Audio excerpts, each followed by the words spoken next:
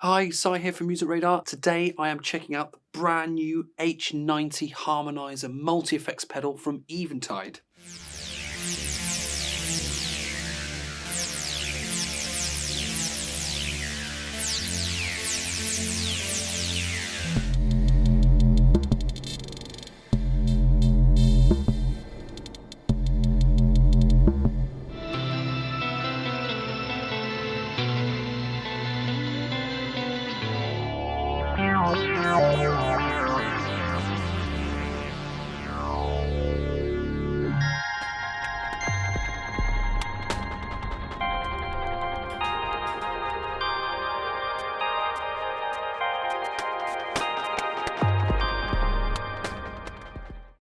Many of you will be familiar with the little white pedal from Eventide, the H9.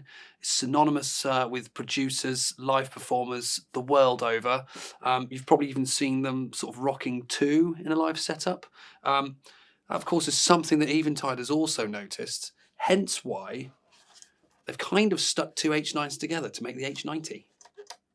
Of course, it's not as simple as that. The H90 has a little bit more about it than just running two algorithms at the same time. On the inside, the innards are completely different than before. It's now running an ARM-based architecture, which essentially means more DSP power. Now, we don't want to get bogged down in like tech specs and stuff like that, because you check the website out for all that stuff. Now, the main draw for the H90 is as an inspirational tool. So whatever you're going to plug into this thing, it's going to basically lead you onto these new, crazy, cool ideas. And, well, what better place to start checking out the new sort of effects and stuff inside than, let's plug some stuff in and we'll check out some of the new effects and the algorithms that are in the H90. So if we're connecting up a guitar, we need to change the input slightly. So if we hit the system, that's both buttons there. We're currently on line in, and if we just tweak that to instrument, then we know we're getting the right levels. Drop that back out, and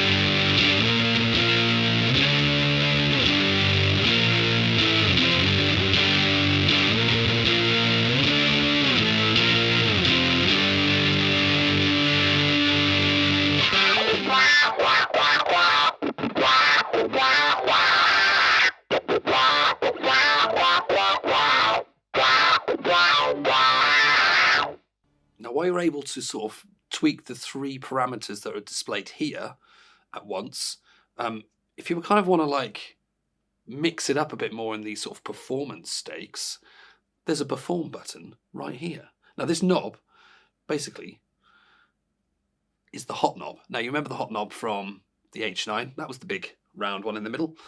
This is basically the same thing, and on each individual algorithm you can dial in the amount. Now what the hot knob does, it basically is assigned multiple parameters at once. So if you start dialing that in and out, it can, depending on the effect and the program you've got selected, it will mix things up a little bit more. So on algorithm A here, we've got nothing.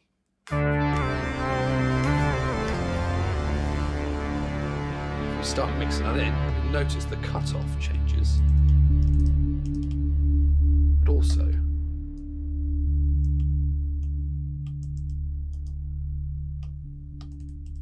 the envelope cutoff is also mapped to the hot knob as well.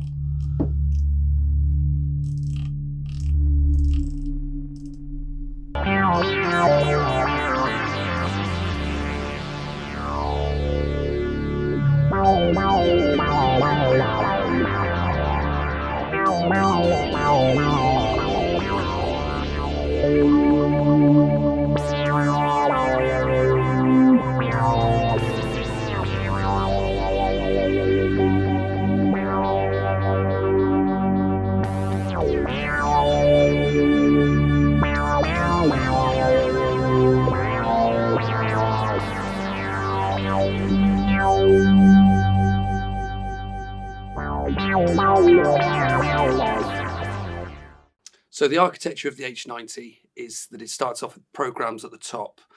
Within each program, you have your 2 algorithms, and then within each algorithm is a preset, and then within those presets are the parameters. So you can get quite deep and really start affecting stuff very quickly going into it. Now what we have here is we've got the peak set up, controlled with the KeyStep Pro. That's just coming out stereo straight into the H90. Just as a basic kind of signal chain like the guitar setup. The peak, I can just bypass the effects on here on anything, so it's quite easy to make a you know, any patch dry. So this is just a motion patch we've got going. So we can take off the reverb, the delay, the chorus, because we don't want to do that. We want the H90 to do that. So we activate this particular preset, this program's Space Waves. Now the 2 algorithms in it are the Prism Shift algorithm, and I've got Wormhole. If you're not familiar with the names of Eventide's kind of algorithms and stuff, there's a little icon here for each one. Now that piano sort of roll looking thing, that's harmonic content, and the sort of waveformy bit there, that means it's a reverb. Now each one, if it's like a delay or if it's distortion or anything like that, they've all got slightly different like little icon, so you kind of know where you are roughly. So we know this one has got some harmonic content and it's got reverb, so it's going to sound nice and big.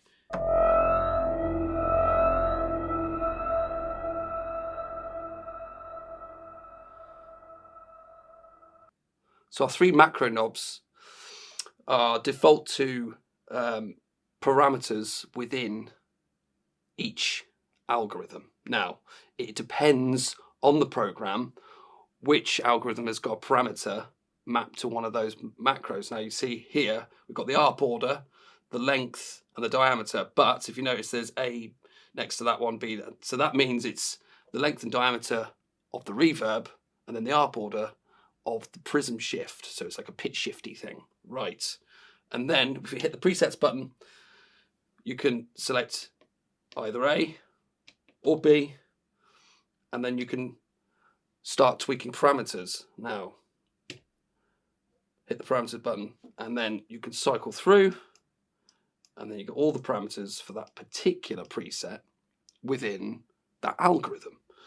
It can kind of get a bit like, oh, I don't know where I am, but it's very easy to find, kind of get used to it and know where you are. These are your main, like, as long as you kind of using the preset parameter program button, you're kind of always going to know where you are. So nicely lit up with the LED, I know what I'm doing.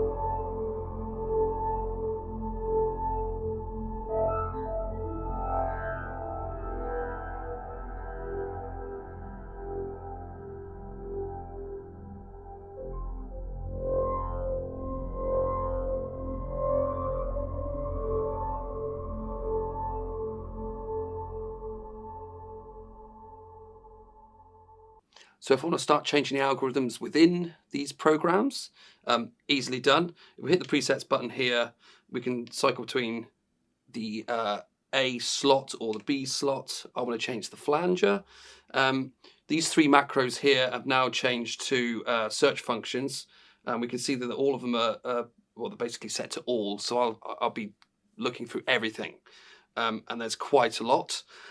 Now, if you don't want to do that, it's fair enough. You can sort of narrow down your search a bit. You can search by type, so I can select delays only, or distortion, EQ, looper, modulation. There's so many things on here. Pitch, reverb, synth, utility.